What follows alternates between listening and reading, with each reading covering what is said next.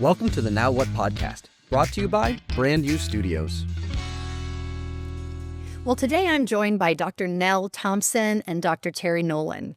These folks have, actually, Nell, you're the founder of the Transformative Reading Teacher Group.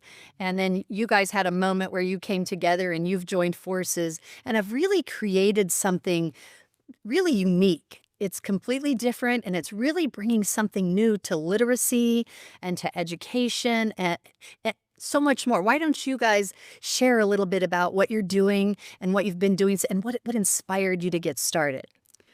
Well, goodness, that's a lot of wonderful things to talk about. And, Terrie, where should we start? We've got to tell the story of the vision collision. I think we have to. Okay. Yeah. So, just in post-pandemic, we were starting to want to share stories about success in education and teaching all children to read and bringing people together. And Terrie was the head of a podcast. And we joined on forces in a podcast via a colleague of ours. And in that podcast, I put a quote in the text box that said, chat box, and it said, "We must be urgent in the moment and patient about the results," which comes from John's book, Change Your World. And later, Terrie connects with me and says, that quote, where did it come from? And I said, actually, it's an unidentified owner, but it was in John's book. And she goes, John Maxwell? And here we had this complete experience of vision collision. Mm-hmm. Yeah, and we were on Zoom, and Danielle had pulled the book off the shelf and showed me in the camera, and I reached up and I said, "Oh, you mean this one right here?" So that was truly our moment of vision collision. We talked about, I had been on a journey of seeking. I've been in education for close to 30 years, saying, and we had been on pathways around literacy and reading instruction, but realizing something was missing. I couldn't find it in education, so I had stepped outside of education, Maxwell Leadership Certified in 2018, and was like, oh my goodness, this isn't what's taught in education. And so Danielle had a same seeking experience in her life, going to high performance coach training and all kinds of journeys. And we said in that moment, this is what's missing in education, leadership. Mm-hmm. Not just task management, not just I know how to understand a school governance in our schools and districts. This is about how to lead the work and do it well. Wow. So now you've built a business in that, not only a community, a big community and a business. Tell us a little bit about that. They're together, they're the same, but yet they're very separate. So what has that been for you? Ultimately, it's moving into a space of acknowledging that both of us have long been reading teachers. We know how to teach children to read. We know how to come alongside educators and really do the work in classroom ecosystems. And now that acceptance of there's a deeper calling for leadership development. And leadership development, as to Terrie's point, is about learning about what it means to lead people, to be a person of influence, to abide by those amazing 21 irrefutable laws of leadership, to know how to navigate, to know how to prioritize, to know what leading really is about, which is influence, but ultimately that comes down to love and relationship. And that is something that it takes time. So we're on a journey. This is about development. And what we do is 2 years ago, along with our work with bringing John Maxwell's teachings into education, not that it hadn't been brought in elsewhere, but we certainly really elevated the dialogue around leading large in literacy. And we started a mentorship group. And in that mentorship group, we have about 100 people from across the United States and Canada who really come to us for up-leveling their thinking around how they're leading large or leading well or leading even better incrementally. Just this morning, we were talking about how We have colleagues that we've mentored now that we know they are in positions now because of the mentoring that has been provided, not just by us, but it becomes a community of giving. Once you're in a mentorship community, you start to share your journey, and when other people hear your journey, they want to be a part of that journey, and we help principals to teachers to coaches to State Department folks to many who are in the group are, of course, in education. 100% of them are. However, the way they're developing themselves is from where they are and from their viewpoint. So I'm thinking that education has been formed, right? How it's supposed to go, what literacy means, and people have a predetermined idea. Maybe even the educators, right? We've all grown up with this is how it's supposed to be, and these were the rules, and this is how it goes. And so I imagine that's got to be a big obstacle to overcome, right? I mean, if you're trying to transform the world and you've got the people, you're bringing them on, right? You're getting the team together. So share those obstacles and what you've done to maybe overcome that. Well, so it's interesting when you look at the decades of where we have come in this country around literacy and instruction in reading. We have had so many influences from individuals where the science did not back up what they were saying. And so as a nation, our curriculum providers, our service providers leaned heavily into some execution of the work that wasn't substantiated by research. And so all along, though, there was research happening around the explicit nature of the way that we need to teach reading instruction. And that wasn't happening for the longest time. And so then we have a nation of individuals that are illiterate. And so we could go through all the stats around what illiteracy does in our nation. There's a school to prison pipeline. There is workforce issues. There is homelessness. There is abuse that happens in families when you cannot read. It is the currency of the 21st century. Being able to read and interact and respond to another and individuals, write, all of those things, it's currency. And when you have it and it comes easily for you, you kind of don't realize that the way that it needs to be taught has to be explicit. And our colleges and universities have not prepared our teachers in the right way. And so now we are trying to put in the forefront of there is an explicit way that reading needs to be taught. But not just that, because that's where we've stood for so long. It's not just that.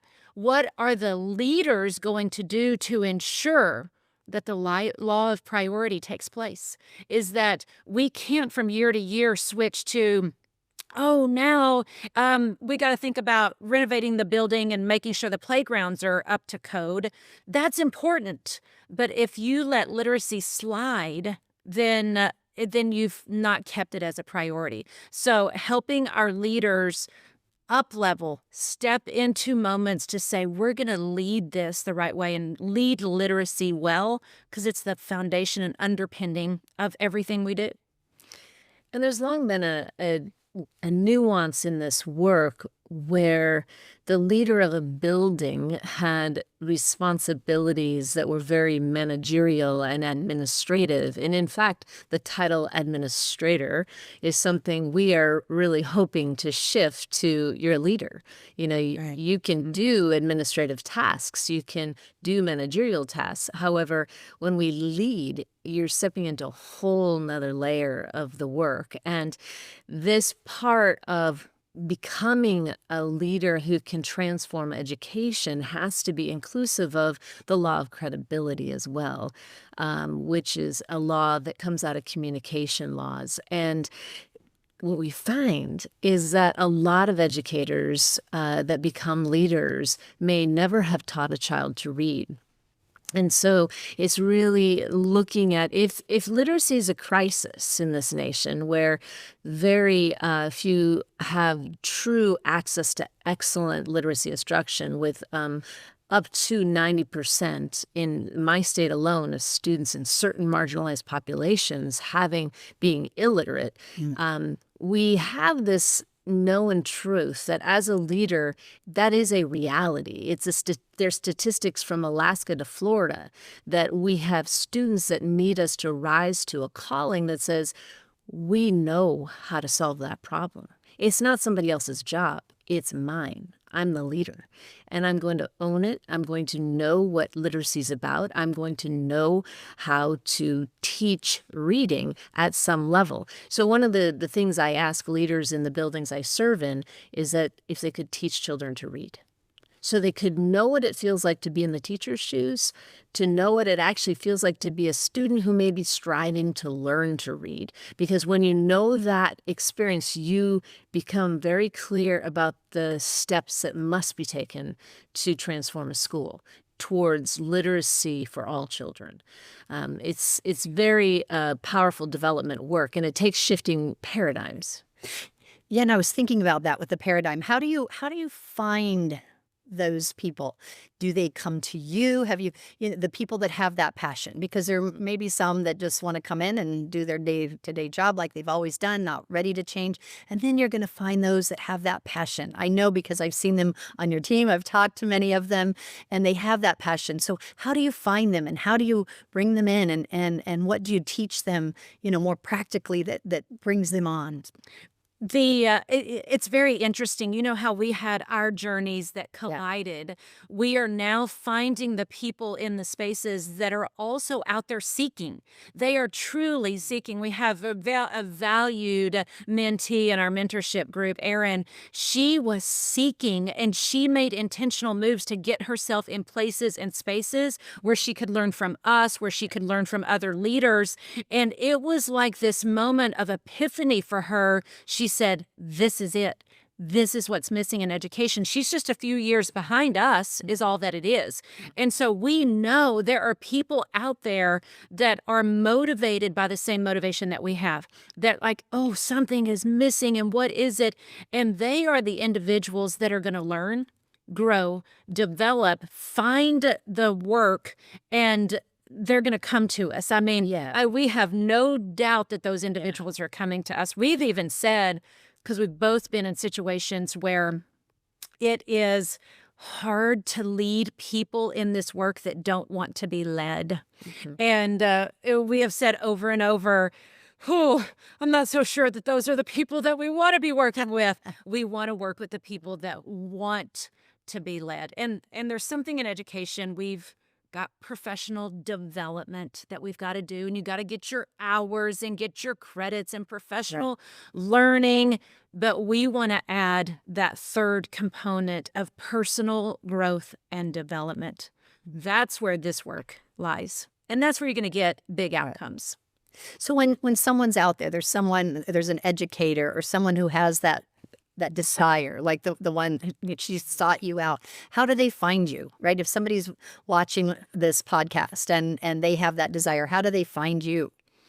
Well, ultimately, we have, of course, a landing page. Nice. But, we have an opportunity called the Big Sky Literacy Summit that happens once a year, and hundreds of people gather in the mountains of Montana. And it's built to be an experience where people truly come together in a community to feel what it feels like to be around people that may be smarter than you, and also just your people, and energized for doing the work. And so we bring in a lot of people through that community, actually. Many of them come in through Big Sky, and just the experience of knowing that if this was created by the Transformative Reading Teacher Group and this is what it offers us, we want to be a part of that. And it's slowly growing momentum. Another arm of the work that we do is actually in schools. And so I serve in schools in Atlanta, in Greenville, South Carolina,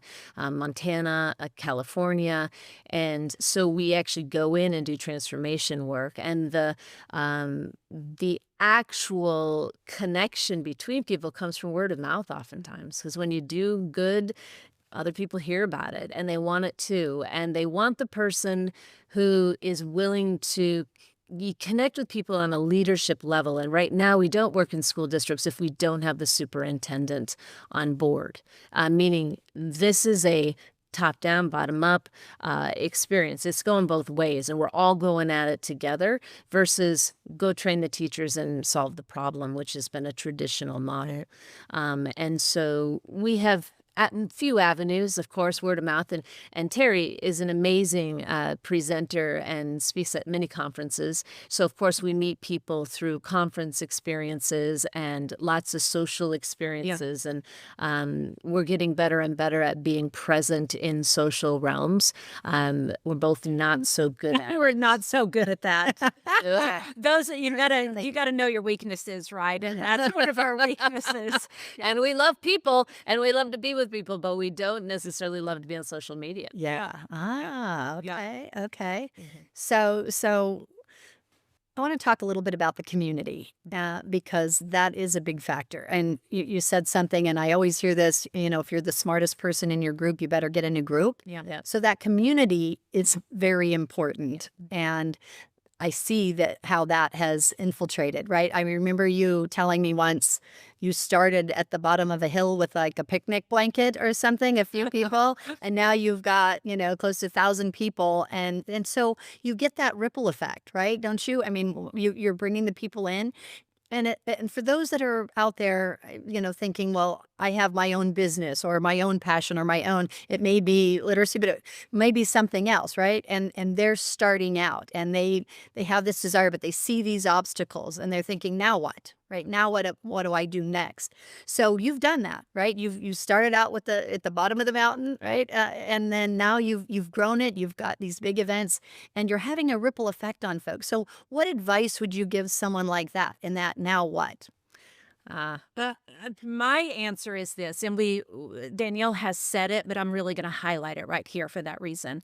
Both of us, it's the law of proximity. We stay close to the work. So Danielle is in schools, and then I tutor children. And so I learn, both of us, that is where we learn. We also are in the research circuits and understand and know what's happening as far as the research goes, and that's good. And we read the research articles, but where we learn the most is from being in front of children. And so that is critical, and a leader needs to know that. In fact, it wasn't long ago I told Danielle, I was like, I get so tired. I get so tired of being in front of kids. It's exhausting. I understand what it's like to be in front of a teacher. And then I learned from a principal that when I said that in a training, she said it impacted her. She said, as a leader, that's what I've got to do. And so that if somebody is trying to start a business and organization, stay close to the problem you're trying to solve. Because the further away you get, the more that you don't understand the day-to-day of the problem. Right. Yeah. And also to be very courageous about stepping forward with your voice. I was listening to a mentor yesterday that you got to have guts to do what is you. And that takes, it's not about standing up to the wrongs of the world or writing things. It's about just becoming more true to who you were meant to be and what you're meant to share. And there are times when both of us surely are like, oh, did we say that? Oh, it's not going to get us in. It's not about getting in trouble. It's inviting a conversation that evolves the work.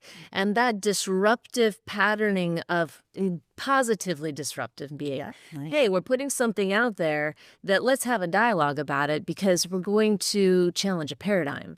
And we continuously bump into the reality of, wait a second, we're not talking about leadership in the same way. What they want us to do doesn't look like what we know we're going to do.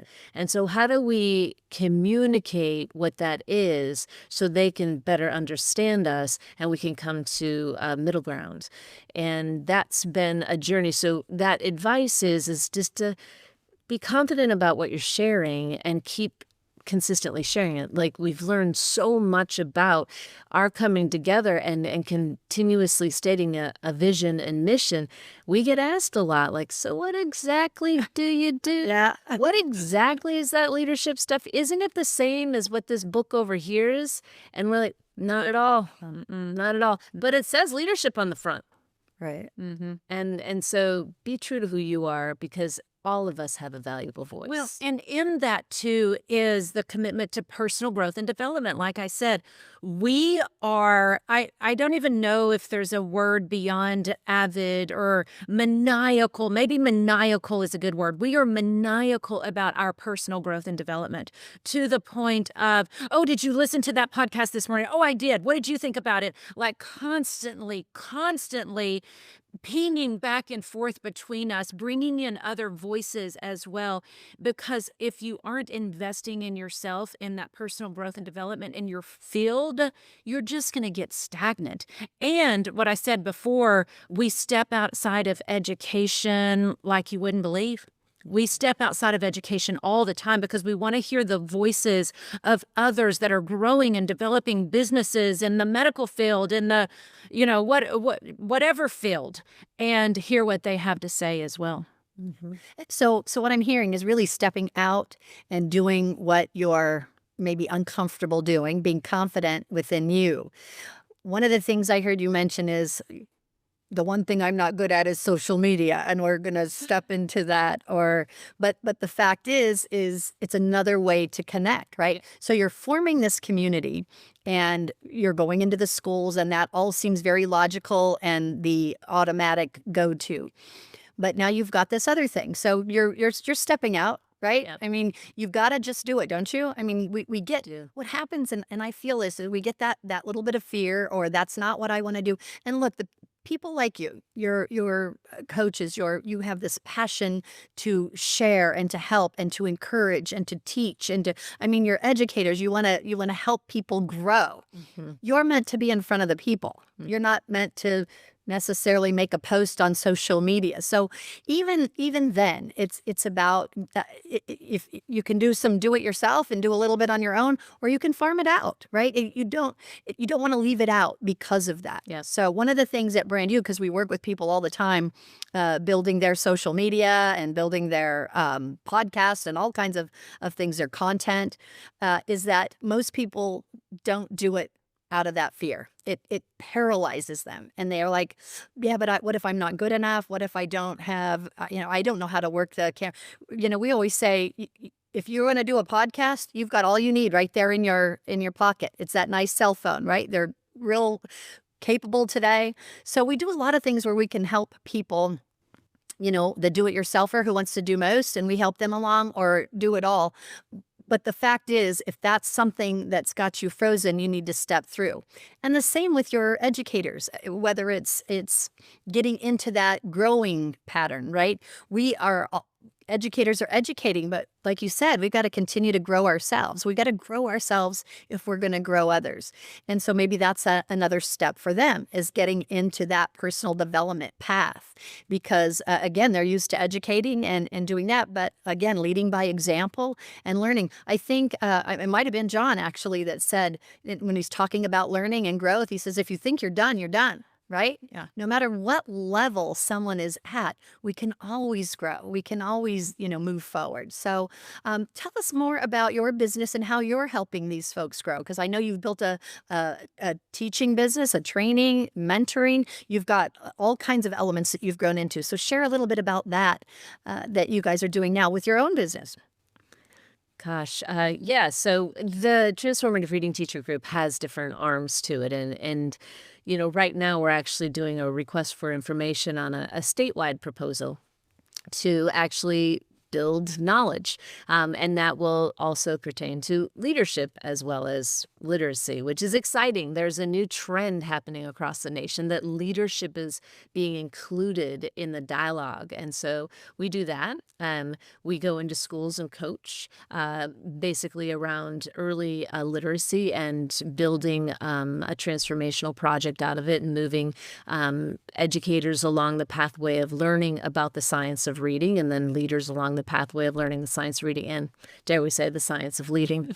And Oh, I like that. and then we also do mentorship. We do personal coaching. We actually have an entire new cadre of a district in California where we are actually doing Maxwell coaching collaboratively with a literacy science of reading development project. So we're superintendents, all principals, and are in the work first. So we have different models for different school districts, but we're now integrating the leadership work that we've learned from other domains and bringing it into the work that we're doing in school districts across the country, as well as the Big Sky Literacy Summit, which has probably one of the most star-studded casts on language development this year. And we are very excited about sharing that and building out from that, because from a community that comes together, there's so much energy that happens that we will then have more opportunities to share in different venues in the future, which are online courses, online coaching, protocols that we have as well. So it's all good stuff. It's constantly. And you just keep adding. Yeah. I mean, again, you started with a little summit with a blanket at the bottom of the hill, and now you've got digital courses, you've got online training to make it convenient. The world has changed, right? How we teach, how we learn. In the last several years, we know that it has significantly made a change. And a lot of those things are coming for the better, right? We can reach more people that way. So people, if they're stuck, someone is stuck in a mindset as this is the only way to learn. I love the in-person, and that's important. I love, I'm the in-person gal. I love to be in person. But just think, I think about how far we've come with the digital world. If I didn't have that access where I could go online and I have my favorite podcasts, I have my favorite lessons, and I, buy lots of personal development because I love it, and I can do it right there from home. Or I'm traveling right now, I can pop in on my phone and feed my soul with something. So really stepping into that with what you guys are doing. I mean, you've added all the digital courses and things like that, but still bringing the team together for that energy of in-person with Big Sky in Montana. So I want to respond to Danielle here and add in something else that we've done. We know that the two of us, we can't be everywhere. We can't do everything. We can't create things, being in all these schools that are starting to be attracted to the work that we're doing. And one of the things that we are doing is we are building capacity by bringing on team members that we have some criteria that they understand and know literacy, what we call the science of reading, understand all of that work, but they also need to be leadership trained. They need to have that commitment to personal growth and development. And because we want them to embody the same philosophies, values that we have, and then that way we are basically scaling our capacity to be in more places and bring in more voices and bring in more individuals that can scale this work at a bigger impact. And we've talked about this before. Some other organizations, companies might say, oh my goodness, that's giving away our intellectual property and thought and knowledge. And we think that's a scarcity mindset because we believe in an abundance mindset. There is more work in this country to do in education than teams of people can handle. And so if we go at it with an abundant mindset to scale more people into the work, then we're going to have greater impact. Yep. And I so agree. And I think so much scarcity mindset takes over a lot of things in business. Well, there's so many people in the coaching business, or there's so many people, out there doing this and doing that. There are people who need your voice, right? We and that goes with the confidence, Nell, that you were talking about, right? You've got to have that confidence that what you have to say needs to be said, and there's someone out there that needs to hear it. And really, they'll be drawn to you. If you go out and just live yourself, your true self, be you, and live through the passion. Don't worry about if that one person doesn't get it. That's okay. Let them go about their business, right? But the others that need you, that want to join you and want to come into that community, they'll be drawn to you as long as you be you. Don't try to be someone else. And that's where you guys are really building the community. And again, that's part of what that leadership piece is, right? It's really being you and honoring that and then taking action on it, because, get rid of that mindset that, well, it can't be done. All the red tape is out there, because what you guys have done is you've brought all of these people together, and then they're going to go out and they're going to, they're going to attract and connect with more people that have that same, and it's growing, which is what we've talked about with the big sky. Again, you started out with a few people and a blanket at the bottom of a hill, and now you've got this big event and people are coming together, and it's growing and growing every year, right? So there's more people, more the sharing of the energy and sharing of, the content and again, where you're giving, because I truly believe the more you give, the more you'll get back and the bigger it'll grow. So tell us a little bit more about the Big Sky event. You've got one coming up pretty soon, right? We do. So this year's Big Sky Literacy Summit is actually focused on what is called language, oral language, the oral language to written language continuum. So it's language is everything. And it's building off of last year's summit, where we built around how do we lead this work? But leaders have to know a lot about the content that underpins how we know how to read, how the humans in all places around the world are impacted by language. And language is what's happening right now. How you're speaking and how you're receiving information has to do with your language processing system. And that system builds the reading system. And that also is going to be linked to how language of love and language of inclusivity and the language of togetherness and community and language of instruction. But with that comes this great teacher named Bruce Perry. He has brought to us great information about trauma, building resilience really around traumatic experiences and building healing in our lives. And he wrote a book with Oprah Winfrey, and it's been a very, very impactful book in education, bringing him into the work, talking about how we can build a richer, more inclusive of language models, more inclusive of building resilience models, and leading this work well. That's never going to go away. Big Sky's always going to have a component of how do we lead this work well, but back to that law of credibility and law of content knowledge, you have to be able to talk about what we're asking to happen. If we don't know much about what we're trying to lead, we only go so far.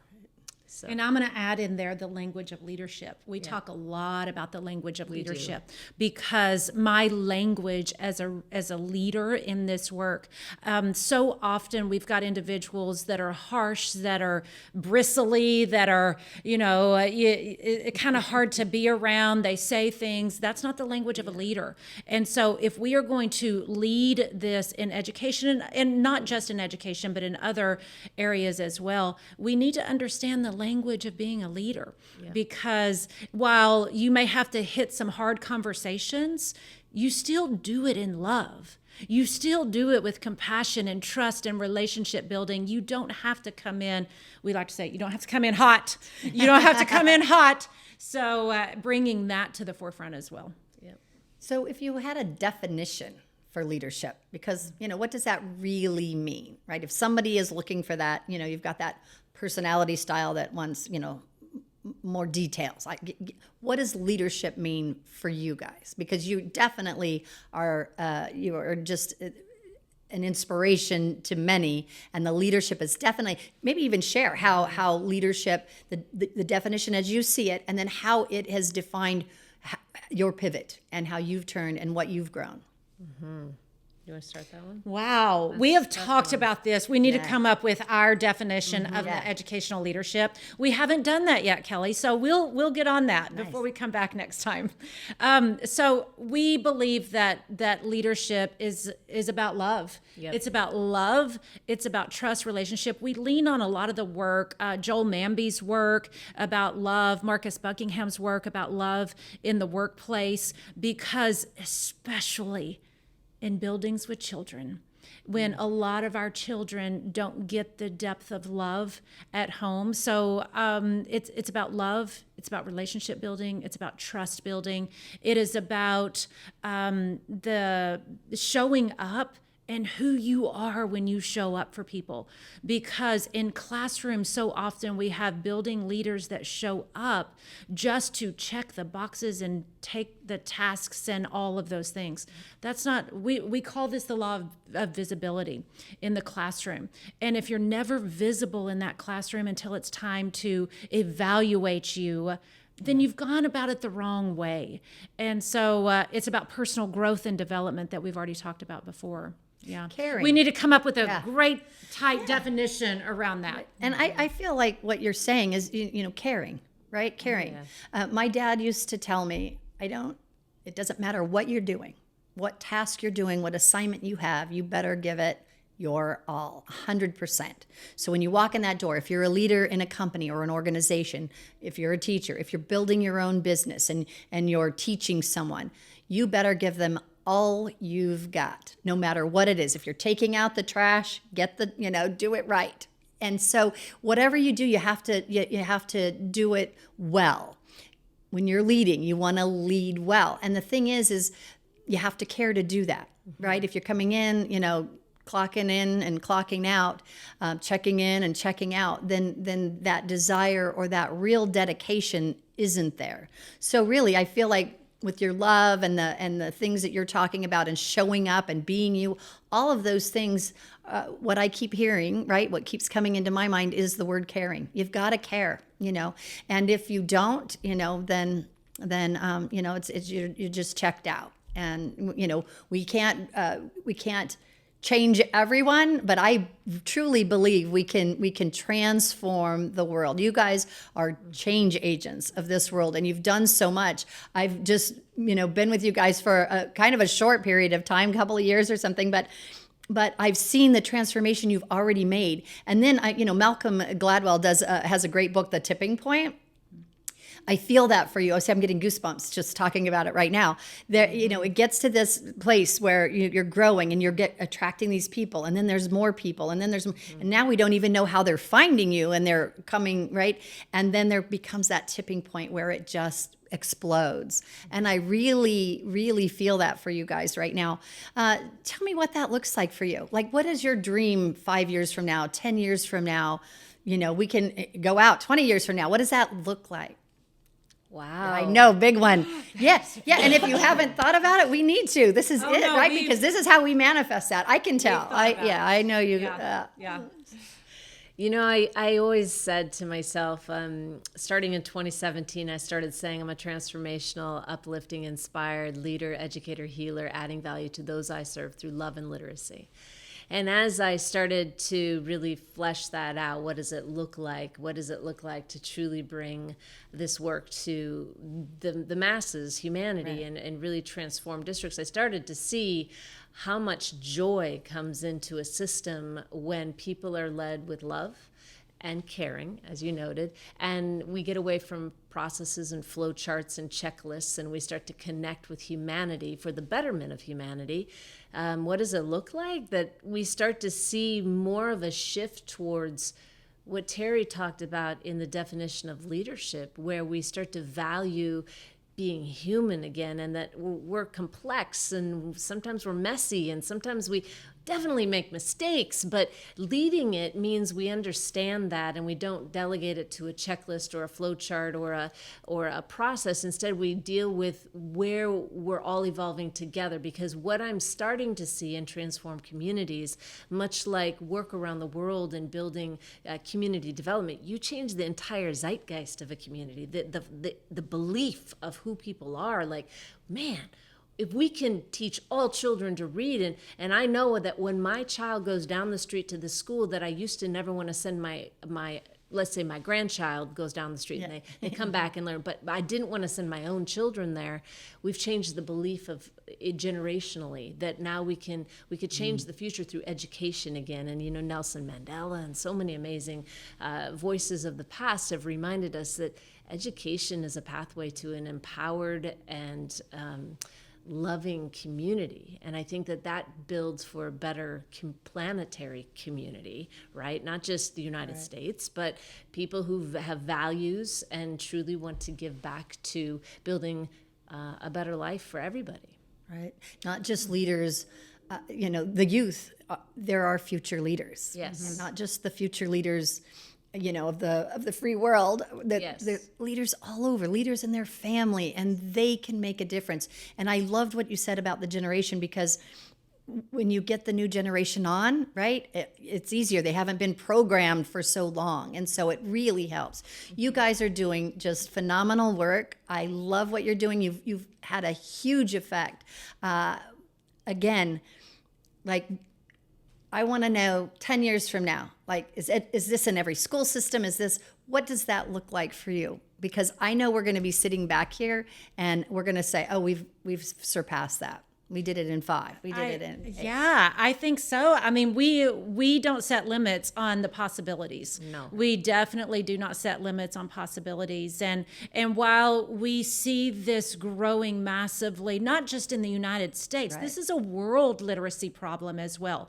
And so, going outside the scope of that. And so while we want to go big, I'm going to take it small for a minute, because we've been taught this too. Take it small for a minute. Both of us have sat in front of children, and we have saved that child from eating disorders, from suicidal ideation, from harming themselves, because we taught them to read. That's powerful. And so while we want to go big, we understand what it means that's transforming somebody's life. And they no longer are going to have a lifetime of despair, because we truly believe that literacy, that language, that reading heals people. So I think what you just said is that small, that going small, or we're going to, for a minute, I think that is big. I think that's the biggest thing. And it is that alone, because now that one person, that one child that you have been the change agent for them, they have a new mindset. They're going to affect so many people around them. And then that one child. So the growing big, you don't necessarily have to have that number in mind. What I feel from you is like a world full of love and caring people, right? The future of the planet, not just the United States or where we're at, all over the world. The future depends on these kids, right? Because they are not only the leaders of the future, but there are families, they're everything. And so that where you're just affecting one life might seem like I'm going to start small. That's the biggest. So that's what I got out of that. And it feels really good. So again, I want to thank you both for being here. It has been fantastic. I love what you're doing. I love watching you grow. Is there anything you want to sign off with? Anything you want to just impart on anyone? And do share, again, if you've got a website or something or a landing page they can go to, if somebody wants to make a difference and join what you're doing, or come to Big Sky Country, right? So let us know. Yeah, it's the transformativereadingteachergroup.com.